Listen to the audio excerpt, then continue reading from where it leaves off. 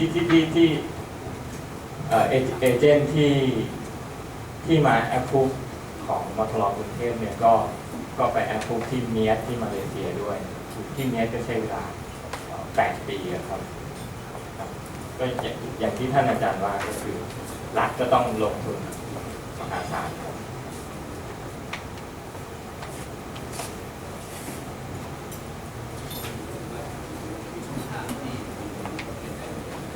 อยู่ที่ว่าต้องใช้ความพยายามใช้กำลังเข้าไป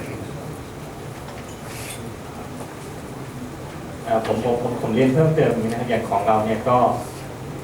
ที่หลายท่านอาจจะทราบว่าเราก็แอปพูถูกแอปพูแต่ว่าตอนนี้สถานการณ์คือเฉพาะเทอรี่นะครับคือภาคปฏิบัติเนี่ยทาง LBA หรือ DCA ของเยอรมันจะมาตรวจเราเดือนตุลาคมนี้ครับซึ่งก็ยังไม่รู้ว่าจะแอปพูในเดือนตุลาหรือต้องเลื่อนใหม่นะครับเพราะความพร้อมของเราก็คือตอนนี้ราชมงคลกรุงเทพก็งบประมาณส่วนหนึ่งก็คือใช้งบรายได้ของมหาวิทยาลัย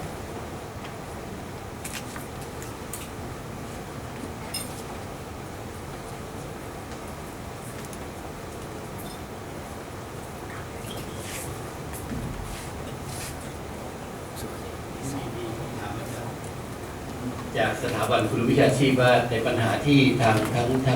ถลางทางภูเก็ตนะครับแล้วก็ทางรอเจอเนี่ยสถาบันคุณวิชาชีพเนี่ยจะเข้าไปมีบทบาททางใดได้บ้างก็ทำคืออยากเข้าช่วยอะไรได้บ้างครูหมายจะช่วยอะไรกันนะครับเรื่องเงินมั้งเนี่ยเรื่องเงิน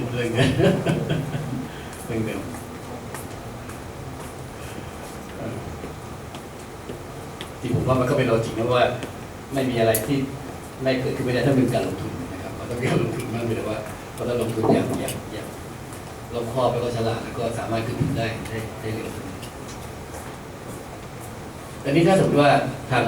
างคุณวิทยาชีพเขาไม่สามารถที่จะช่วยทางด้านเงินได้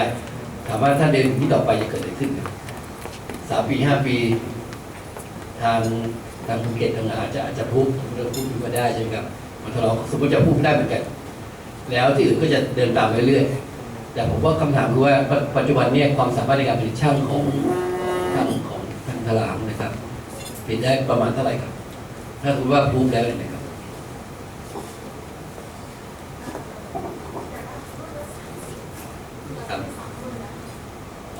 รุ่นละ30นะครับตอนนี้รุ่นที่2ใช่ไหมครับ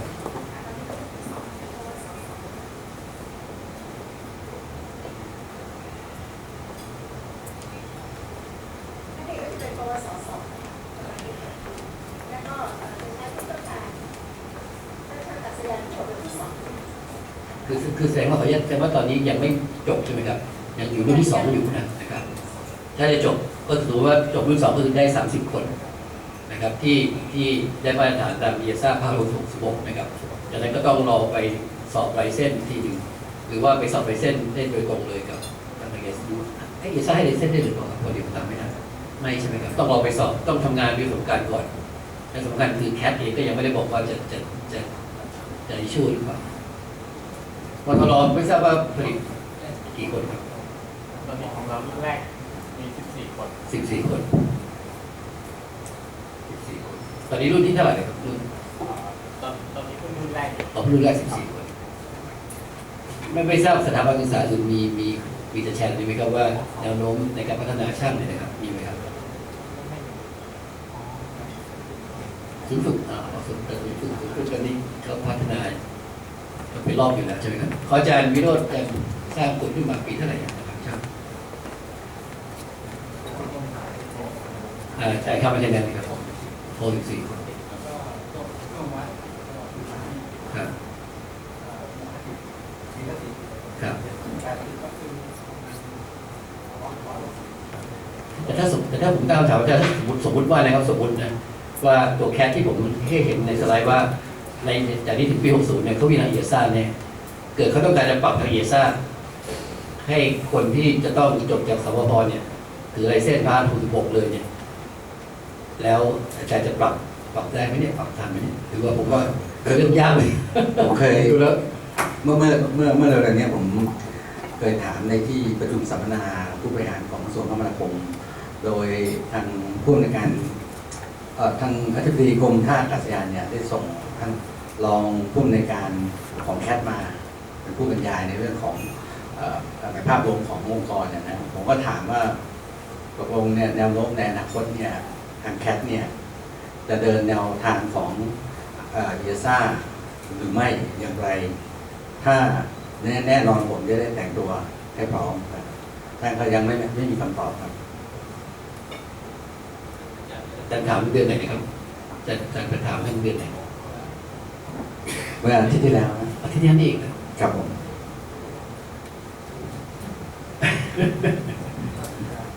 ก็คือผู้อำนวยการแคทมันจะมารับตำแหน่งมิถุนายนไม่เข้าไปพฤษภาคมข้างหลังเขา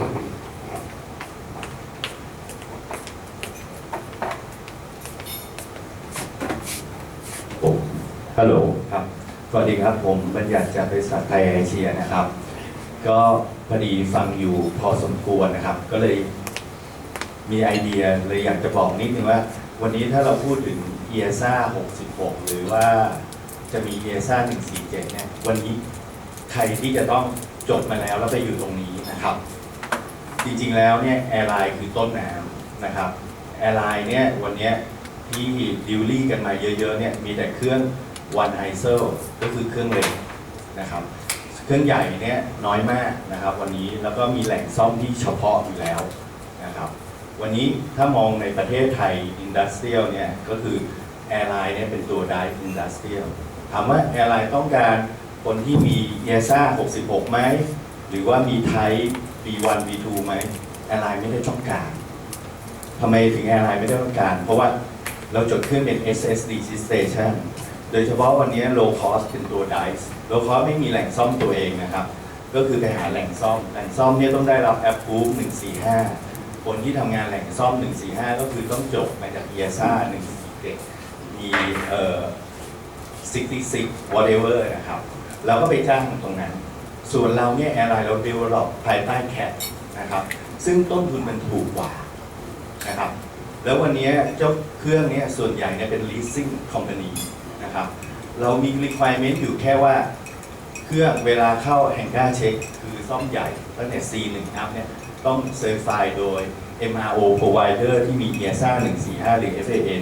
145แปลว่าถ้าเราพูดถึง EASA 147 66 whatever เนี่ยนะครับคน certify กลุ่มเนี้ยมันวิ่งเข้าไปในส่วนของ MROนะครับคือแหล่งซ่อมวันนี้เราพูดถึงแค่ airframe นะฮะครับผมส่วนแอร์ไลน์ต้นน้ำไม่ได้ต้องการอะไรขนาดนั้นเลยเพราะว่าถ้าเราคิดเหมือนคนไทยเนี่ยเราก็จะคิดว่าถ้าแอร์ไลน์ต้องการคนที่มีไลเซนส์ไทย EASA หรือรายได้ที่เขาได้เขาหนีไปทำต่างประเทศอย่างพี่ที่ข้างหน้าก็เคยไปอยู่ฮ่องกงรายได้มันสูงกว่านึกออกไหมครับมันก็จะเป็นวัฏจักรอยู่อย่างนี้นะอันนี้วันนี้อุตสาหกรรมมันเป็นไงวันนี้เนี่ยอย่าง GMS เนี่ยที่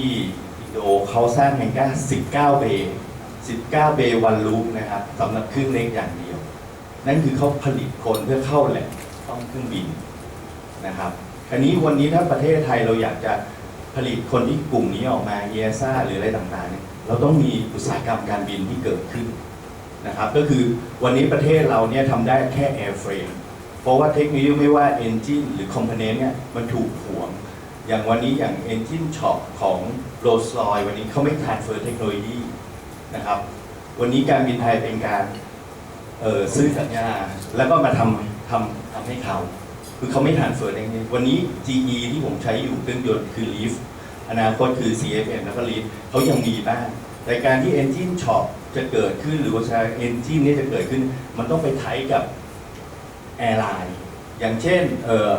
South Eastern Airlines อยู่ที่เมืองจีนเขามี engine shop ได้เพราะว่าเขาคือมีเครื่อง400 ลำมันคุ้มทุนในการ generate รายได้วันนี้ผมถามไม่รู้กี่เจ้าแล้วที่ผมดิวกันอยู่คนที่ทำเขาบอกว่าโอ้ลูกประเทศไทยไม่สามารถสร้าง engine shop ได้บริษัทที่สร้าง engine shop มีอยู่4บริษัทในโลกเท่านั้นเองนะครับอย่างน้อยต้องมี turnover engine overhaul 250 หัวนะครับ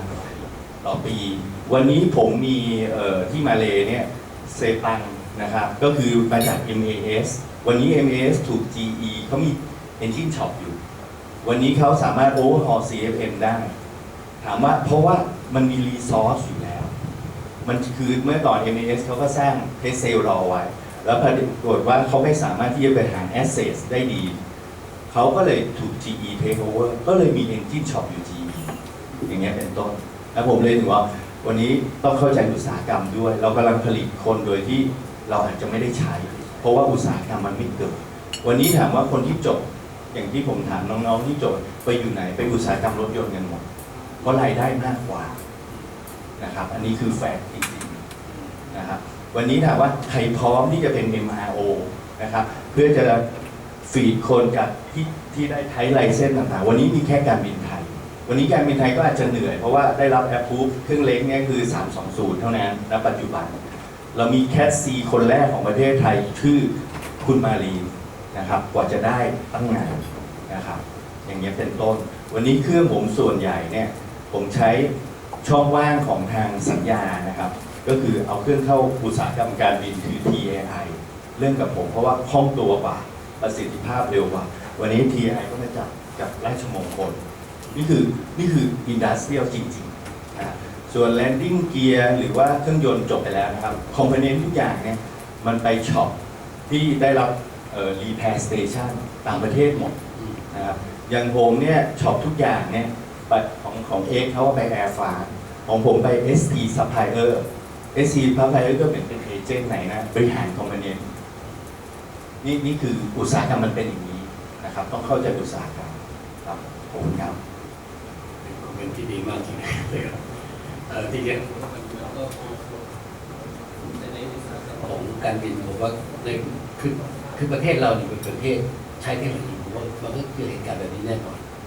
แล้วคำถามคือว่ามันก็สมัยถ้าพูดของคำถ้ามันนึกถึงสมัยก่อนตอนที่ผมมาพระนครใหม่ๆนะครับตอนนั้นเองเนี่ยเราเองไม่รู้เรื่องช่างมากมายแต่ว่ารัฐบาลพยายามสร้างเทคโนโลยีขึ้นมาคือเอาฝรั่งเข้ามาช่วยสอนนะแล้วสร้างคนก็ทำไปด้วยทำผิดบ้างถูกบ้างแต่ว่าพอผ่านไปถึงจุดหนึ่งเราพบว่าคนที่เราสร้างขึ้นมาเนี่ยมันเป็นทรัพยากรที่หาค่าไม่ได้เหมือนกันมันเหมือนกับในอุตสาหกรรมทั่วไปนะครับที่ว่าถ้าจริงอยู่ว่าเราเป็นคนใช้นะครับความลึกซึ้งในการทำเนี่ยผมเชื่อว่าเราไม่ใช่เป็นคนวิทย์เทคโนโลยีโอกาสที่จะเข้าใจจริงไม่มีหรอกแต่ว่าถ้าสมมติว่าเราแน่นอนว่าภาคการอุตสาหกรรมเนี่ยมันได้ด้วยเศรษฐศาสตร์ใช่ไหมครับยังไงซะถ้าเกิดหัวรุ่มไม่พออย่างก็เดินไปได้แน่ในขณะเดียวกันเนี่ยผมกับขออนุญาตผมการจะมองอีกมุมหนึ่งที่ว่าในฐานะของประเทศนะครับจริงแล้วเนี่ยมันต้องทำสองด้านพร้อมกันแต่ว่าอยู่ที่ว่าเทรดออฟกันยังไงเราคงไม่สามารถทิ้งเรื่องของการสร้างความสามารถของคนเราเองได้ขณะเดียวกันก็ต้องไม่ลืมว่าเกิดสร้างมาแล้วเศรษฐกิจไม่โตก็ไปไม่ได้ก็ต้องเดินพร้อมๆกันอยู่ว่าอันไหนมากน้อยเท่านี้นะครับก็เป็นคอมเมนต์ที่ดีมากนะครับดีมากนะครับไม่ทราบมีคำถามเชิญครับ คือได้ยินท่านบัญญัติพูดแล้วผมก็เห็นด้วยอย่างยิ่งนะซึ่งผมเองก็อึดอัดแบบนี้มานานแล้วเพราะว่าผมโดนฟอนให้เป็นเอซ่ามาตั้ง10 กว่าปีแล้วโดนซาเทคนิคก็โพสต์เข้ามาหามาจากเอ็มยูทำทุกครั้งมาตลอดนะฮะแต่พอมาดูรายละเอียดของการที่จะพูดถึง47แล้วเนี่ยมันยากมากแล้วก็มันมีเบนสูงมากแล้วถามว่าคอร์สจะขายเท่าไหร่แล้วเด็กจบไปเนี่ยทำเครื่องบินไทยเนี่ยเงินนิดเดียวแล้วถามว่าแรงจูงใจอยู่ตรงไหนอันนี้คือเป็นปัญหาว่าเราลงทุนเพื่ออะไร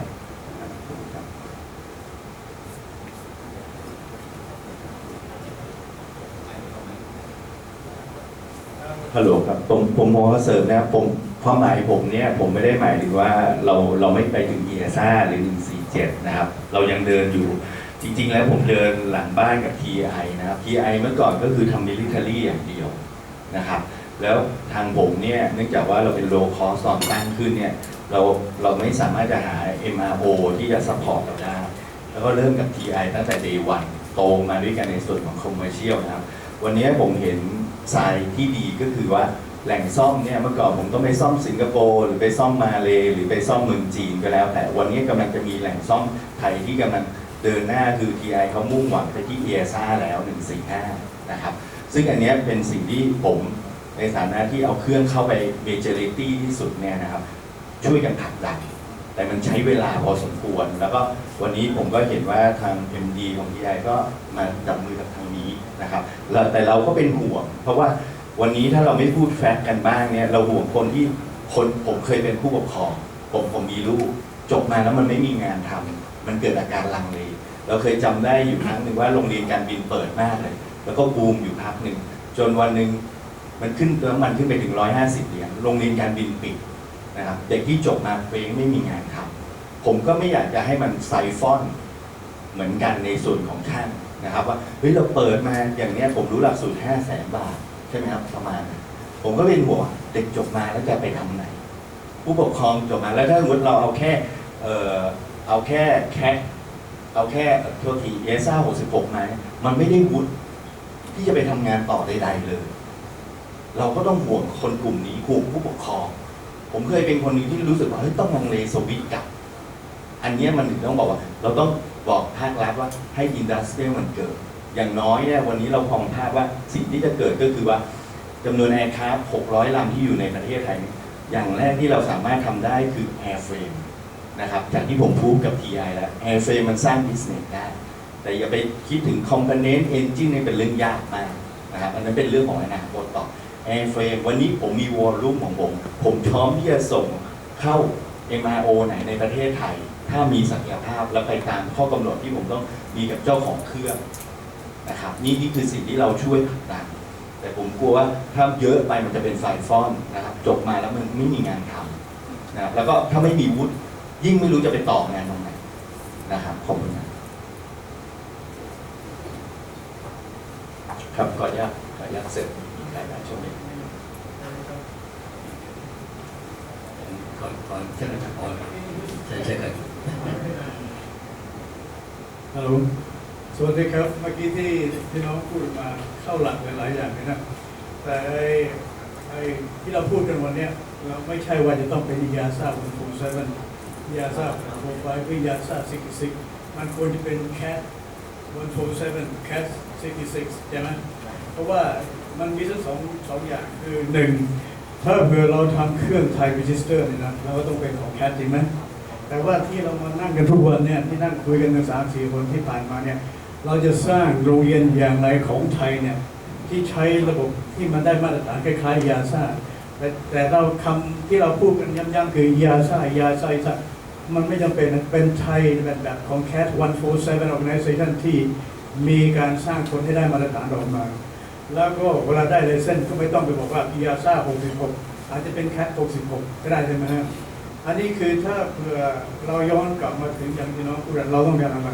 ต้องการคนที่มีไลเซนส์ที่เป็นไลเซนส์ไทยแต่ว่ามาตรฐานได้เท่ากับของโลกเขาคล้ายๆเขามาดูปั๊บเนี่ยถ้าคอมเพลกันระหว่างพิอาซาจริงๆกับของเราเนี่ยที่ของสิงคโปร์เนี่ยถ้าเป็นสแตนดาร์ดที่เท่ากันไปทำงานที่ไหนก็ได้ครับอันนี้เดี๋ยวที่ผมพูดมานี่คือว่าให้เข้าใจว่าที่เรามานั่งพูดเขียนมาคำว่ายาซา147ยาหรือว่าพาซิกของพิอาซาเนี่ยนะเราต้องการอย่างนี้ต้องการจะสร้างให้เป็น CAT ยาไอ147แล้วก็ CAT 66เราจะสปอร์ตเด็กของเรานะและอินดัสเทรียลที่เราพูดกันเมื่อกี้นี้เราพูดถูกใจมากเลยคือเราพยายามสร้างคนมานะฮะแต่ว่า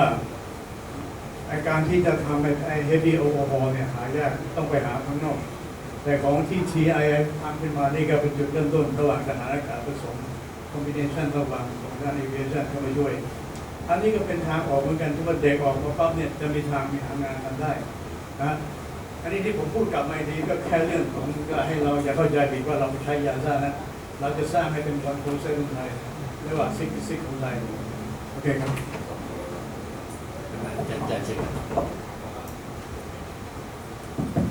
ครับขอปรับอีกนิดหนึ่งเหมือนกันนะครับของทางคุณบัญญัติเนี่ยคุณบัญญัติอยู่ low cost airline นะฮะเพราะนั้นของท่านก็จะพยายามทุกอย่างมันเป็น cost หมดนะครับแต่ที่ย้อนกลับมาในเรื่องที่เราประชุมกันในภารกิจของสำนักทางด้านคุณวุฒิวิชาชีพเนี่ยผมเห็นด้วยกับพี่เขาอย่างมากเลยคือเราต้องโตกลับมาว่าถ้าเราจะสร้างมาตรฐานกับวิชาชีพเนี่ยในประเทศไทยเราจะทำอย่างไรเราจะเดินต่ออย่างไรนะครับแล้วก็ในมาตรฐานวิชาชีพนี้เนี่ยในประเทศอื่นๆของไม่ว่าจีนฮ่องกงหรือออสเตรเลียก็ตามจีนมี China Regulation Part 66 ซึ่งนอกเหนือจาก EASA นะครับเขาใช้ในประเทศเขานะครับเขาก็ใช้กับเครื่องที่จดทะเบียนในประเทศเขานะครับฮ่องกงใช้ SKAR Part 66ซึ่งเมื่อกี้ท่านอาจารย์เสนอให้ดูก็เป็น local authority นะครับแต่เขาทำให้ equivalent กับ EASA นะครับออสเตรเลีย CASA ก่อนหน้านี้มีกฎหมายตัวเองที่แตกต่างจากของยุโรปปัจจุบันเมื่อปีที่ผ่านมาทุกอย่างเหมือนกับ EASA 100%แต่ก็ approve โดย local authority โดย CASA เพราะในความคิดผมเนี่ยเราควรจะต้องทำมาตรฐานเนี่ยวิชาชีพนะครับจะด้วยความร่วมมือของแคทหรือยังไม่เป็นไรในพวกนักวิชาการหรือภาคอุตสาหกรรมอันดับแรกผมแนะนำให้ปรับหลักสูตรตัว course syllabus ของเราเพราะอันนี้ทำง่ายปรับง่ายไม่เสียอะไรนะครับสเต็ปที่ 2ผมอยากให้คณาจารย์ certify นะครับ certify ให้คำว่า certify ก็คือให้มันมีองค์ความรู้สอดคล้องกับตัวเนื้อหาของโมดูลต่างๆนะของยาซาเป็นโมดูลนะให้ปรับเข้ากับเป็นการเตรียมความพร้อมส่วนการจะขอให้ EASA มา certify นั้นเป็นอีกประเด็นมันจะมีค่าใช้จ่ายมันจะมีการ audit ที่มีความพร้อมมีการลงทุนเรื่องเขาจะเน้นเรื่องของ training aids นะตัว practical training จะต้องสอดคล้องกับภาคทฤษฎีสมมติผมสอนเรื่อง fire protection มีอะไรให้เด็กเรียนรู้ไหม fire protection ต้องพรูฟไปครับว่าผมจะไปฝึกที่ไหนถึงจะรู้เรื่อง fire protection ของเครื่องบินผมสอนเรื่อง gas turbine มี gas turbine engine ให้ผมเข้าไปฝึกไหมนะครับเขาจะออดิต2มิตินะมิติทฤษฎีซึ่งง่ายมิติปฏิบัติยากลงทุนสูงนะครับมี2มิติของเขานั้นโดยสรุปผมก็ยังคิดว่าเราควรจะปรับทิศทางมาตรฐานนะครับมาตรฐานก็ต้องมาจากสถาบันการศึกษาก่อนนะครับส่วนจะไป EASA นั้นก็เป็นอาจจะเป็นอีกขั้นหนึ่งนะครับครับขออนุญาตครับติพจน์จาก MD1 ครับการบินไทยเวลาเราถามเรื่องการซ่อมเครื่องบินเนี่ยบางคนไม่รู้ว่าราคาเท่าไหร่เราทำจัมโบ้ใน4เช็คเนี่ยประมาณ 1.5 ล้านเหรียญเราทำดีเช็คประมาณ3 ล้านเหรียญแล้วตลาดนี่มันเป็นตลาดหนึ่งทำเงินมหาศาลถ้าประเทศไทยจะไม่เอาก็คิดใหม่นะเพราะว่าอย่างน้องจักรอาจจะแบบว่าก็ทำเป็นว่าทำแอร์ไลน์เป็นหลักMRO เขาไม่ยุ่งด้วยแนวคิดก็จะเป็นแบบนั้นถูกต้องนะแต่ส่วนของเราเป็นการบินไทยเราทำมาเยอะนะคนมันได้ก็ทำมาเยอะไอ้นี่ทำมาเยอะสมัยก่อน GE เนี่ย A ถึง Z เลยถอดแยกพีซพาร์ทเลยเราเคยทำได้มาแล้วนะครับแต่ว่าปัจจุบันเรื่องการการค้าก็ดีหรือว่าอะไรก็ได้มันเป็นเกม just เกมครับแต่ถ้าเกิดเราทำได้มาตรฐานขึ้นมาจริงๆเนี่ยเราก็เป็นน้ำ 2 น้ำ 3ได้ซึ่งไม่มีปัญหาอะไรตรงไหนที่มีความสามารถตรงนั้นก็จะมีรายได้เสมอเพราะฉะนั้นถ้าเกิดเราทำเราบอกว่าcreate value สัก1,000 ล้านสิกับ heavy maintenance เนี่ย MD เดียวทำได้เลยครับปีหนึ่ง easy มากนะครับเพราะว่าผมมีคนอยู่ MD1 มี3เบย์ทำดีเช็คเบย์ซีเช็คเบย์หนึ่งตัวเล็กอยู่ตรงกลางฮีนกแอร์เนี่ยเพิ่งทำไปได้16 ลำรวดอันนั้นส่วนที่เราเห็นความต่างก็คือการที่เราบินไปต่างประเทศเนี่ยแอร์ไลน์แบกค่าใช้จ่ายเยอะค่าน้ำมันค่าบุคลากรค่าขออนุญาตสารพัดนะครับเป็นเงินมหาศาลในแต่ละปีแอร์เอเชียเคยคุยกันสมัยก่อนที่มานิดเมื่อไหร่การบินไทยจะรับแอร์เอเชียมาทำสักทีล่าสุดเราเพิ่งทำให้ไป1 ลำนะครับก็คือการทำกันระหว่างไทยและแอร์เอเชียก็เหมือนพันธมิตรในการธุรกิจการค้าที่เป็นคนละหน้าที่กันเพราะนั้นแอร์ไลน์ก็ทำหน้าที่แอร์ไลน์ไปMROก็สามารถซัพพอร์ตตรงนี้มันลดค่าใช้จ่ายแอร์เอเชียทันทีมันลดให้นก10 กว่าลำเนี่ยผมว่าไม่ต่ำ16 ลำที่ผ่านมานกปีที่แล้วเนี่ยไม่ต่ำกว่า10 ล้านบาทที่นกเซฟคอสลงไปนะครับเพราะนั้นเกิดเราสร้างมาตรฐานขึ้นได้แล้วก็ทำบุคลากรให้มีศักยภาพเพียงพออย่างเมื่อคราวที่แล้วผมพูดเรื่องคุยกับอาจารย์ไปแล้วเรื่องของซิสเต็มคล้ายๆที่อาจารย์สมชายพูดแบบนี้ก็คือว่าช่างทำเครื่องบินไม่ใช่เฉพาะตัวลำตัวเท่านั้นแต่มีซิสเต็มอยู่ใน APA มากมายที่พูดถึงเนี่ยปรับประกอบถอดเซอร์วิสพวกนี้เป็นเงินทั้งนั้นนะและฉุกเฉินมันมีการซ่อมนกชนตู้เข้าไปเครื่องที่ดอยมือเนี่ยนกใหม่ละนกใหม่ละนกชนอีกแล้วตรงนั้นตรงนี้เราเห็นเลยว่าตรงนี้เป็นเงินทั้งนั้นแล้วก็ราคาดีมากแล้วถ้าเกิดเด็กของเราสามารถนะโดยที่ผู้ใหญ่ช่วยกันดูแล้วก็เซตอัพให้เนี่ยมีราคาแล้วก็เห็นว่าจะมีศูนย์ซ่อมเกิดขึ้นใหม่แล้วก็ต้องการบุคลากรด้วยเพราะว่ายังไงก็ควรจะทำนะครับในแนวทางเนี่ย อย่างเราทำปัจจุบันในการบินไทยก็เอียซ่าแล้วก็เซเลนเดอร์ไปนะครับแล้วก็เพิ่งขอหมายเอก320เพิ่งได้มาสักพักหนึ่งแล้วก็ยังไม่เต็มสูบกำลังจะขอตอง7กำลังจะขอ330แต่คราวนี้ FAA มาให้เราหมดทุกอย่างเลยเมื่อมาออดิตคราวที่แล้วจะเอาอะไรให้หมดเพราะฉะนั้นเราก็ต้องไม่ลืมว่าในโลกนี้ยังมีสถาบันหนึ่ง FAA ที่สามารถให้เซอร์เราได้แล้วเราก็อย่าไปพูดแต่เอียซ่าตลอดเวลานะครับเพราะว่าเขาก็มีอิทธิพลในโลกการบินพอสมควรในอเมริกาเนี่ยนะแล้วก็เราไม่สามารถทิ้งเขาได้ทั้งนั้นเนี่ยทางการบินไทยก็ก่อนหน้านี้ก็มีนโยบายว่าจะเป็น one system จะไม่เอาละ FAA พอ FAA มาตรวจก็ต้องมาคู่มือ FAA มาให้เขาตรวจเราก็ต้องมี inspector เอียซ่าไม่พูดถึง inspector เลยจะยุบหน่วย inspector ไปแล้ว FAA มาตรวจเนี่ยวันที่1 FAA เข้าอีกแล้วมันทิ้งไม่ได้หรอกฮะแต่ถ้าเกิดว่าเราทิ้งเนี่ยผมคิดว่าปัญหาเรื่องการทำอะไรกับธุรกิจกับอเมริกาคงมีปัญหาเยอะเพราะนั้นเพราะผู้ใหญ่คงจะต้องดึงไว้ก่อนเพราะนั้นในเมื่อเราทำเครื่องที่ไม่ได้รีจิสเตอร์เป็นยุโรเปียนเราไม่สามารถออกเซอร์เขาได้แต่เรามีเซอร์ที่เป็นเอียซ่าไว้มีเซอร์ที่เป็น FAA ไว้ให้ลูกค้าพึงพอใจตัวนี้เราก็ออกเซอร์เป็น FAA นะฮะ FAA เนี่ยเขาไม่ได้ห้ามนะอย่างนกแอร์เนี่ยออกเซอร์เป็น FAA ได้เลยออกได้เลยฮะแต่ว่าเอียซ่าออกไม่ได้ถึงแม้ตอนนี้เราเซเลนเดอร์ไปแล้วถ้าเกิดเราไม่เซเลนเดอร์เราออกไม่ได้อยู่ดีเพราะเอียซ่าระบุไว้เลยว่าห้ามออกเซอร์เครื่องบินที่ไม่ใช่รีจิสเตอร์จะยุโรเปียนดังนั้น FAA ก็สามารถทำรายได้เหมือนกันนะครับอันนี้แชร์ให้เราทราบนะเพราะฉะนั้นตรงนี้มีมูลค่าครับ ขออนุญาตได้งั้นผมก็จะมีคำถามนะครับคนผลิตคนการงานที่จะอุตสาหกรรมที่จะเกิดผมว่าเราจะเริ่มอะไรก่อนเอาคนก่อนหรือว่าให้มีอุตสาหกรรมก่อนก็อยากจะฝากคำถามนี้ที่เรียนเนี่ยเขาเป็นคนลงทุนเงินของผู้ปกครองเขานะครับ มันเลยยิ่งคุยยิ่งสนุกไปเรื่อยๆนะครับ ได้ข้อมูลกันเยอะมากเดี๋ยวผมจะได้ฟังตัวนี้นะครับเพราะจริงแล้วเนี่ยผมว่าคือถ้ายิ่งเรามากันจากหลายสถาบันถือว่ามันทำให้มุมมองมันชัดขึ้นนะครับได้เห็นมุมมองที่เราเพิ่งเห็นมาก่อนเช่นกันนะครับจริงแล้วเนี่ยในส่วนเดี๋ยวผมขออนุญาตตอบจากก่อนเลยกันว่าระหว่างคนกับงาน จริงแล้วผมจะบอกจัดว่าจริงแล้วถึงไหมครับ ทุกอย่างเปลี่ยนแปลงไปตามกาลเวลาจริงแล้วเนี่ยมันสำคัญทั้งคู่นะครับที่แต่ว่าผมก็เลยบอกว่าอย่าผมดูการศึกษาเนี่ยก็จะเห็นชัดบางช่วงเนี่ยนักศึกษาเนี่ยก็เข้ามาเรียนเยอะมากบางช่วงก็หายไปเลยซึ่งแต่เป็นวัฏจักรนะครับมันไม่ได้เกิดขึ้นคุณอยู่ตลอดไปไม่มีอะไรเกิดขึ้นตลอดไปนะครับทุกอย่างมีการเปลี่ยนแปลงเพียงแต่ว่าความสามารถในการปรับตัวมากกว่าในการรอดเติมไปถ้าใครปรับตัวได้เร็วก็จะสามารถอยู่รอดได้ดีอย่างเช่นช่วงไหนคนต้องการมาเรียนเยอะใช่ไหมครับเรามีความสามารถในการเทรนคนได้สามารถให้เขามีเกณฑ์ผ่านได้ก็ดีในช่วงไหนงานเยอะแล้วก็พยายามทำให้คนนั้นสามารถเจอความสามารถในการทำงานได้เช่นกันเพราะฉะนั้นมันก็อยู่ที่ความพร้อมมากกว่านะครับโอเคเชิญก่อนเชิญเลยครับผมตัวผู้แทนจากสภาอุตสาหกรรมนะฮะต้องออกตัวของเรื่องความรู้เกี่ยวกับเรื่องการบินไม่มากแต่ว่าผมทำมาตรฐานคือแรงงานมาตรฐานวิชาชีพมาสู่วิชาชีพอันนี้เท่าที่ฟังดูเรื่องจะเอาคนหรือจะเอาอุตสาหกรรมมาเกิดเราคุยเรื่องทำมาตรฐานกว่าจะทำกว่าคุณจะเสร็จอีก1 ปี 2 ปีแล้วตัวนี้เนี่ยมาตรฐานช่างซ่อมเครื่องบินเนี่ยมันยากยิ่งกว่าเพราะว่ามันจะมีจุดจิ๊กตัวมาตรฐานฝีมือเนี่ยหลักการเนี่ยไม่เหมือนกับการสอนในการศึกษาเขาเอาตัวเนื้องานของคน